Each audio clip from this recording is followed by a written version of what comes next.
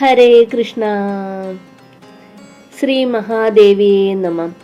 ആദിപരാശക്തിയായി സർവചരാചരങ്ങൾക്കും മാതാവായി വാണരുളുന്ന പ്രപഞ്ചശക്തിയെ ഉപാസിക്കാൻ ഏറ്റവും ഉചിതമായ മുഹൂർത്തമാണ് നവരാത്രി ദിനങ്ങൾ. ദേവീ മഹാത്മ്യ പാരായണമാണ് അതിൽ പ്രധാനം. 13 അധ്യായങ്ങളിലായി 700 ശ്ലോകങ്ങൾ. നവരാത്രിയുടെ വിശേഷത ദേവീ മഹാത്മ്യത്തിൽ നമുക്ക് 3 വിവരിക്കാം. 1 പ്രഥമചരിതം, 2 മധ്യമചരിതം, 3 ഉത്തമചരിതം.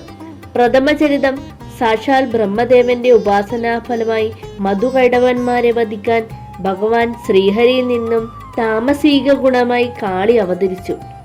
മധ്യമചരിതം മഹിഷാസുരനെ നിഗ്രഹിക്കാൻ സകല ദേവന്മാരുടെയും അംശരൂപമായി രാജസീക ഗുണമാകുന്ന ലക്ഷ്മിയായി അവതരിച്ചു. ഉത്തമചരിതം ശുംഭനിശുംഭന്മാരെ വധിക്കാൻ ദേവന്മാരുടെ പ്രാർത്ഥനാഫലമായി പാർവതിയിൽ നിന്നും സ്വാത്വിക ഗുണത്തോടെ സരസ്വതിയായി ദേവി അവതരിക്കുന്നു. നമുക്ക് 2 രീതിയിൽ ദേവീ മഹാത്മ്യം പാരായണം ചെയ്യാവുന്നതാണ്. നവാംഗം, 2 ത്രയാംഗം. ഇതിൽ നവാംഗം എന്നാൽ താന്ത്രിക വിധി പ്രകാരം പാരായണം ചെയ്യേണ്ടതായതുകൊണ്ട് തന്നെ നാം ത്രയാംഗ രീതിയാണ് പൊതുവെ അവലംബിക്കുന്നത്. ത്രയാംഗം എന്നാൽ കവചം, അർഗളം, കീലകം.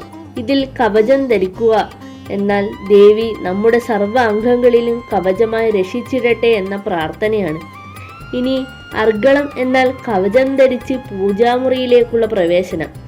കീലകം എന്നത് അവിടെ ഇരുന്നു കൊണ്ട് ദേവിയെ ഉപാസിക്കുന്നത് എന്നാണ്. എല്ലാ ഗോപി ഗോപന്മാർക്കും ആദി പരാശക്തിയായ തമ്പുരാട്ടിയുടെ കവചം സദാ വിളങ്ങിയിടാനായി പ്രാർത്ഥിക്കുന്നു. എല്ലാവരെയും ജഗദീശ്വരൻ അനുഗ്രഹിക്കട്ടെ. ഇനിയും ഇതുപോലുള്ള വീഡിയോകൾ ലഭിക്കാൻ ചാനൽ സബ്സ്ക്രൈബ് ചെയ്യാൻ മറക്കരുതേ.